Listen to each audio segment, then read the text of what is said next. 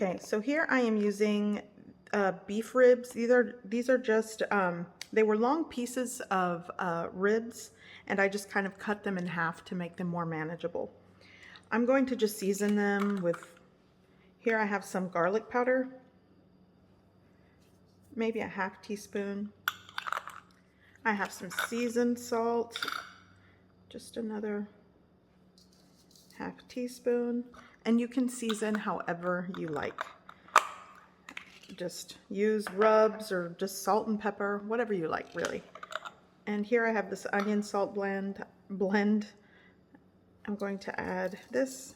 I like this, so I added a full teaspoon of that, and some cracked black pepper. Clean hands, just give it a mix. And this is done.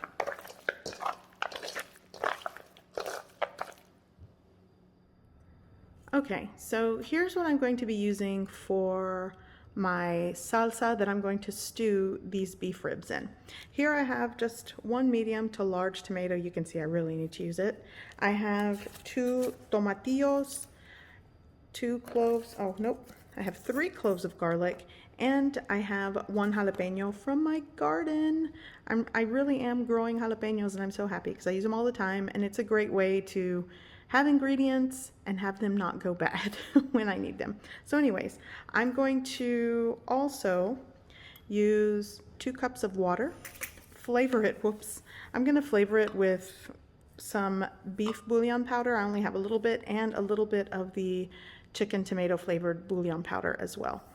Season to taste. If you don't want to use these 2, then you know, salt and pepper and however you want to season it.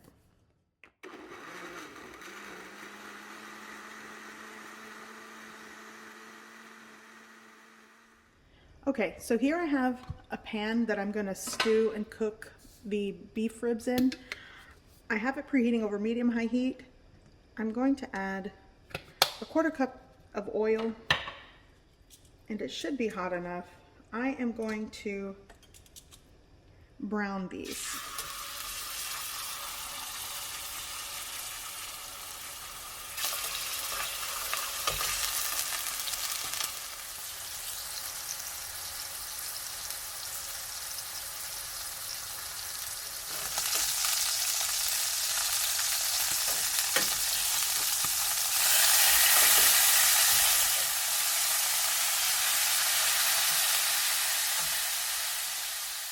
Okay, so my ribs are seared and browned very well. So now I'm going to continue what I'm doing so I can start to stew these in the salsa that I am going to create. Okay, so my pan, I've lowered the heat. It's on a medium heat. And what I'm going to do now is add some onion. This is fresh onion that I just cut into rings. Actually, you can dice it, but this reminds me of my grandmother. When she would cook, she liked to do this. She would cut, and that was half of a small onion. And this is just going to saute and really flavor the fat that rendered and the oil that was left in the pan. Okay, I'm going to add 2 small bay leaves. These are dried bay leaves. You could just use 1, or like I say, a lot of these ingredients are optional if you don't like the taste of bay leaf. I do. Now I'm going to add my salsa.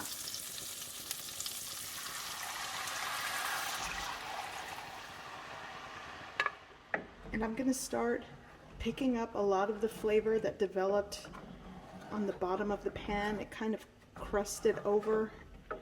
It's also known as fond. And I really want to pick that up because that is going to make this just even more delicious. Okay, so this smells fantastic, and it's not even done yet. Okay, so at this point you'll want to taste your salsa / broth. I am going to add just maybe a 1/4 teaspoon, a pinch of salt. It's really, like I said, it's up to you. And now it's kind of like at a simmer. It's getting there.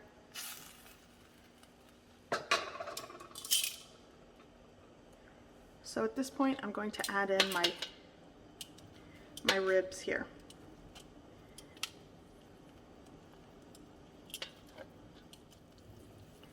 Okay, so now I'm going to add epazote.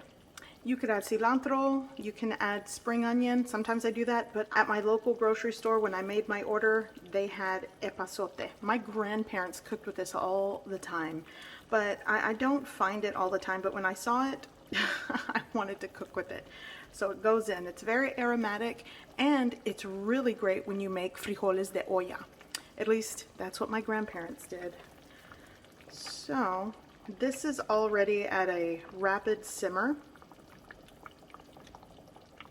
So what I'm going to do is cover this with a lid, lower the heat, and I'm going to let these simmer and cook until tender, cooked through. And these are actually kind of soft. These are cross-cut ribs. They're not very thick and chunky. So I like to stew them for somewhere between 25-30 minutes.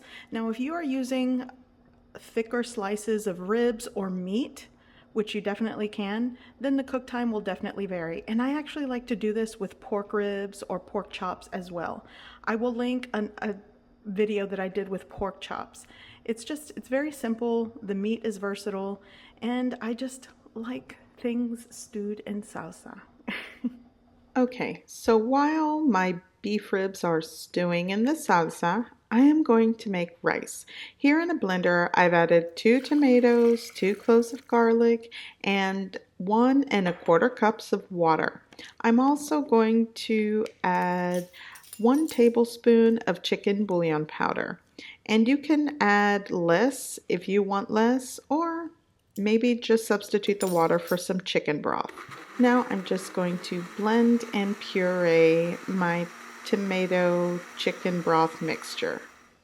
Next, I'm going to start toasting and browning my rice. I've rinsed and washed 1 cup of rice. I'm actually using medium grain rice because I have a lot, but long grain works best. And I'm going to be toasting this over the course of 5 to 10 minutes over medium heat. Nothing on high. I don't want to burn anything. So I'm going to add the other half of that small onion that I've just sliced. I'm going to toast and saute that along with the rice. I'm also going to be adding some dried seasonings and spices. Here I've added a ½ teaspoon of garlic powder, a 1/4 teaspoon of ground cumin. I'm also going to add some onion powder, maybe a 1/4 teaspoon. And you don't have to add that. I just like to warm that through with the rice just to get things aromatic. Now I'm going to add my tomato chicken broth puree. And sometimes if I don't have fresh tomato, I use tomato sauce from a can or crushed tomato. Now I'm just going to add salt and pepper to taste. And now it's simmering, cover with the lid. I'm going to lower the heat and let it simmer for about 18 to 20 minutes. And you do not want to lift the lid. Oh, I'm watching. Don't lift the lid. So after about 18 to 20 minutes, I am going to shut off the heat, and I'm not going to lift the lid and just let it set off the heat for about 10 minutes.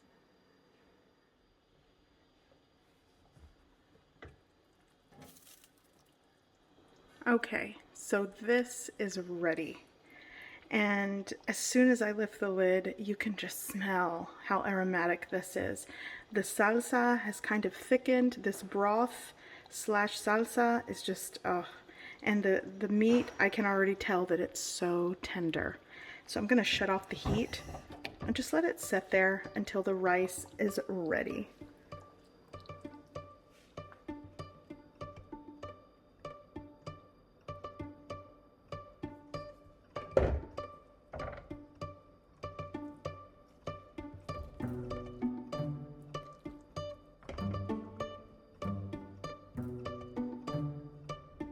Okay, so let's serve a plate. I have I scooped in my rice into this kind of like a plate bowl, if you will. Now I'm just gonna get some of the tender ribs.